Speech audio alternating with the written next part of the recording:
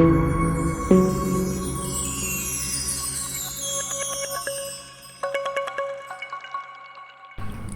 Friends, welcome back to our channel. ఈరోజు నేను చూపించబోయేదండి సొరకాయతో రోటి పచ్చడి. ఫ్రెండ్స్, బాగుంటుంది. టేస్ట్ అయితే కొంచెం వెరైటీగా ఉంటుంది. టేస్ట్ అయితే చాలా బాగుంటుంది. సో ప్రాసెస్ అయితే చాలా ఈజీగా ఉంటుంది. దీనిలో వాడే మనం ఇంగ్రీడియంట్స్ కూడా చాలా తక్కువ అండి. మన ఇంట్లో ఉండే వాటితోనే చేసి చూపిస్తాను. ఒకసారి అయితే ప్రాసెస్ చూసేయండి.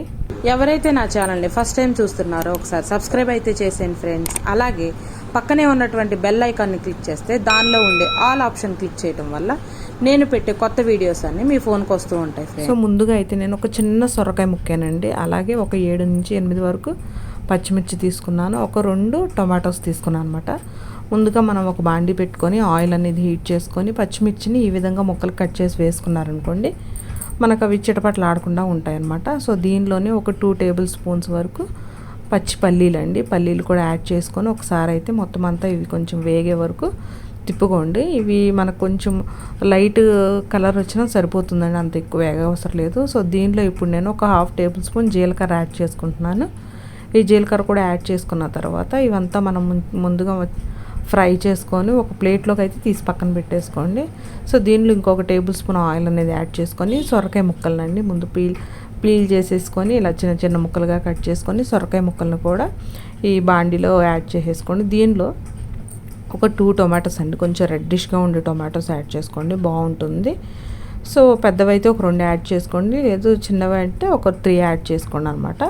సో మనకి సొరకాయలో వాటర్ కంటెంట్ ఎక్కువ ఉంటుంది కాబట్టి త్వరగానే మగ్గిపోతుంది. సో మనం ఇట్లా మూత పెట్టుకుని మగ్గించుకున్నాం అనుకోండి, ఇంకొంచెం త్వరగా మగ్గిపోతుంది అనమాట. ఇప్పుడు దీనిలో కొంచెం నేను చింతపండు యాడ్ చేశాను. చింతపండు కూడా యాడ్ చేసిన తర్వాత ఒకసారి తిప్పేసుకొని మూత పెట్టుకొని ఒక 2 to 3 మినిట్స్ వరకు మగ్గనిస్తే సరిపోతుంది అనమాట. ఇదిగోండి చూసారా, ఇంకా ఫైనల్లీ ఈ విధంగా రెడీ అయిపోతుంది. మనం ఒక గరిటతో కానీ స్పూన్తో కానీ సొరకాయ ముక్కను గుచ్చినప్పుడు మనకి కట్ అవ్వాలన్నమాట, అప్పుడు మంచిగా కుక్ అయిపోయినట్టు. సో ఇప్పుడు ఒక మిక్సీ జారు దానిలో ముందుగా మనం ఫ్రై చేసి పెట్టుకున్నటువంటి పచ్చిమిర్చి పల్లీలు ఉన్నాయి కదండి, అవి ముందు గ్రైండ్ చేసేసుకోవాలన్నమాట. దీనిలో కొంచెం సాల్ట్ అలాగే వెల్లుల్లి కూడా యాడ్ చేసుకొని కొంచెం కోర్స్గా గ్రైండ్ చేసుకోండి, మరీ మెత్తగా కాదు, ఈ విధంగా కోర్స్గా గ్రైండ్ చేసుకొని ముందు మనం ఈ సొరకాయ ముక్కల్ని వేపుకొని పక్కన పెట్టుకున్నాం కదా, దీన్ని కూడా యాడ్ చేసి ఒకసారి అయితే చెప్పాను కదండి, దీన్ని కూడా కోర్స్గా గ్రైండ్ చేసుకోండి, మరీ మెత్తటి పేస్ట్లా చేసేసుకోకండి.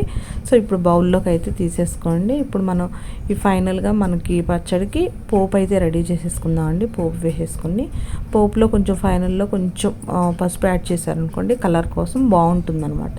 సో ఫైనల్గా మనకి సొరకాయ పచ్చడి అనేది రెడీ అయిపోయింది. చక్కగా వేడి అన్నంలో కొంచెం నెయ్యి వేసుకొని ఈ పచ్చడి తిన్నారనుకోండి, చాలా బాగుంటుందండి టేస్ట్ అయితే. సో ఒకసారి మీరు కూడా ట్రై చేసి మీకు ఎలా కుదిరిందో నాకైతే కామెంట్ చేయటం మర్చిపోకండి ఫ్రెండ్స్. Thanks for watching.